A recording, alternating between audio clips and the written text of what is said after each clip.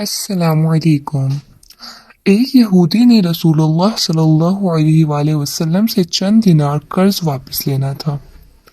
ایک دن آپ صلی اللہ علیہ وسلم راستے میں جا رہے تھے کہ وہ یہودی آپ کے پاس آیا اور اس نے کہا، جب تک آپ میرا قرض ادا نہیں کریں گے اس وقت تک آپ کو یہاں سے میں جانے نہیں دوں گا۔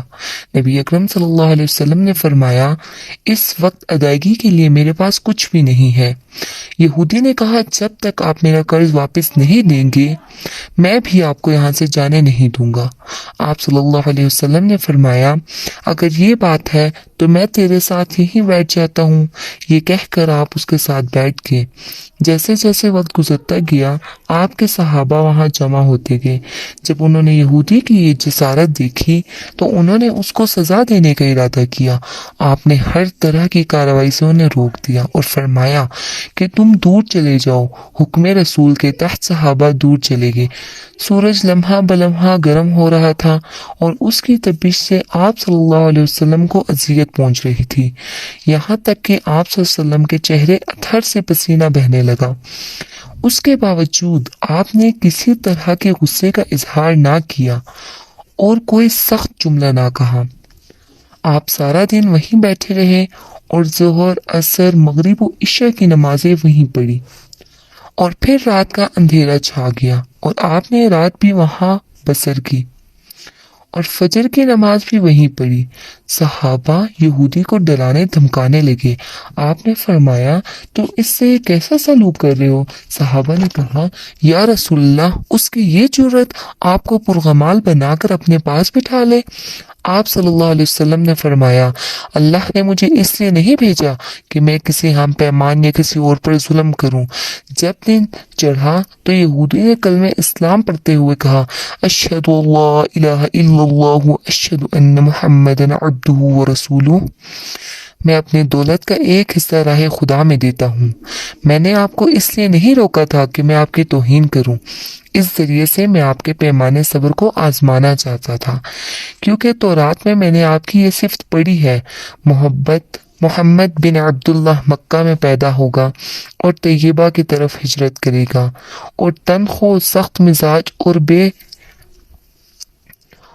اور بےہودہ گفتگو نہیں کرنے والا ہوگا، اور کوئی جھوٹی بات زبان سے نہیں کہے گا۔ اس طرح سے میں نے آپ کو یہاں رکھ کر اس بات کی تصدیق کی ہے کہ تورات میں بالکل سچ کہا تھا۔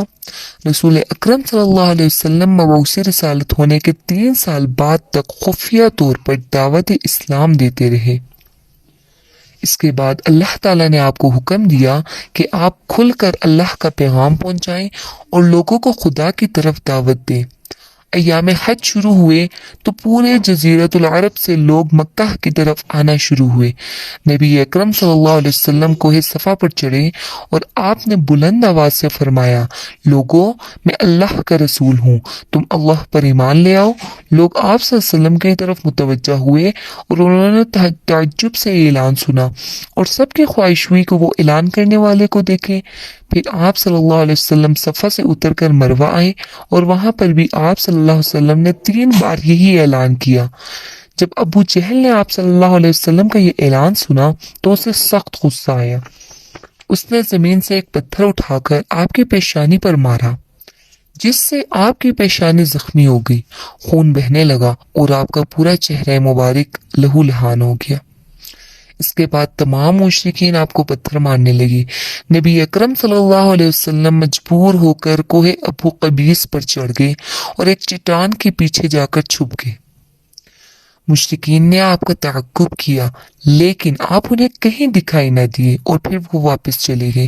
اسی اثناء میں کسی نے حضرت علی رضی اللہ تعالی عنہ کو اس واقعے کی اطلاع دی اور کہا کہ میرا خیال یہ ہے کہ محمد صلی اللہ علیہ وآلہ وسلم مارے جا چکے ہیں، نعوذ باللہ۔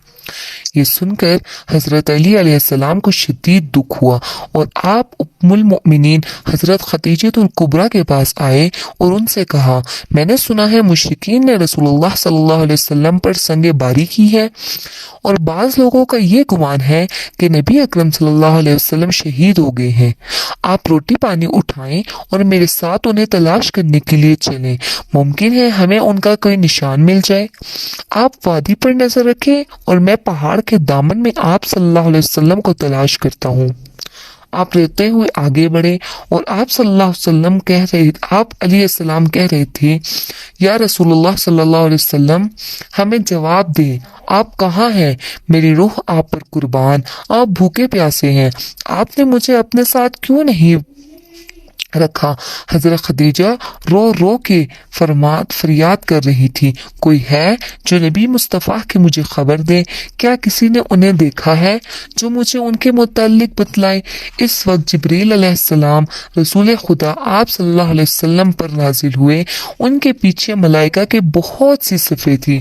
انہیں حضرت محمد صلی اللہ علیہ وسلم سے کہا، خدا نے ہمیں آپ کے فرمان کی تعمیل کے لیے بھیجا ہے، اگر آپ چاہیں تو ہم اس قوم کو تباہ کر دیں گے اور ان کا دنیا میں کہیں نام و نشان تک دکھائی نہ دے گا۔ آپ نے فرمایا، میں نبی رحمت بنا کر بھیجا گیا ہوں، میں عذاب و انتقام کا حامی نہیں ہوں۔ پروردگار میری قوم کو معاف کر دے، وہ مجھے جانتے نہیں ہیں۔ جبریل علیہ السلام نے آپ صلی اللہ علیہ وسلم سے کہا، خدیجہ سلام اللہ آپ کو تلاش کر رہی ہیں۔ خدیجہ کی رونے نے آسمان کے فرشتوں کو رلا دیا ہے، آپ انہیں جواب دیں، خدا کی طرف سے اور ہماری طرف سے انہیں سلام پہنچائیں اور انہیں جنت کی بشارت دیں۔ نبی نے حضرت خدیجہ اور علی کو صدا دی اور انہیں اپنے پاس بلایا تو دونوں شخصیات آپ کی خدمت میں حاضر ہوئیں۔ انہوں نے آپ کی پیشانی پر پٹی باندھی اور گھر لے آئے۔ جب مشرکین کو معلوم ہوا کہ آپ صلی اللہ علیہ وسلم اپنے گھر آ چکے ہیں تو انہوں نے گھر کا محاصرہ کیا اور سنگ باری شروع کر دی۔ حضرت خدیجہ اور حضرت علی رضی اللہ تعالیٰ عنہ آپ کا دفاع کرنے لگے۔ جب سنگ باری میں معمولی سا وقفہ ہوا، حضرت خدیجہ گھر سے نکلی اور انہوں نے چیخ کر کہا، فرزندان قریش، کیا تم سے حیا رخصت ہو گئی ہے؟ تم اپنے قبیلے کے معزز اور محترم خاتون کے گھر پر سنگ باری کرنے لگے ہو؟ اگر تمہیں خدا کا خوف نہیں ہے تو دوسرے لوگوں کو اپنے اوپر ہنسنے کا موقع نہ دو اور اپنے لیے ہمیشہ کی ذلت و بدنامی نہ پیدا کرو۔ جب مشرکین نے حضرت خدیجہ کی گفتگو سنی تو ندامت کے مارے سر جھک گئے اور وہ شرمندہ ہو کر اپنے گھروں کو چلے گئے۔ نبی اکرم صلی اللہ علیہ وسلم نے دعوت اسلام کا آغاز ان روح زدہ واقعات کے ساتھ کیا۔ آپ پر کروڑوں درود و سلام ہو۔ آپ اپنے لوگوں کو گمراہی اور ضلالت سے بچانے کے لیے قدم قدم پر تکالیف اٹھائی اور صدمے برداشت کرنے لگے۔ امید کرتی ہوں آج کی میری یہ کہانی آپ کو ضرور پسند آئی ہوگی۔ اگر آپ کو میری یہ سٹوری پسند آئی ہے تو شیئر کریں، لائک کریں اور سبسکرائب کرنا نہ بھولیں۔ جزاک اللہ خیر۔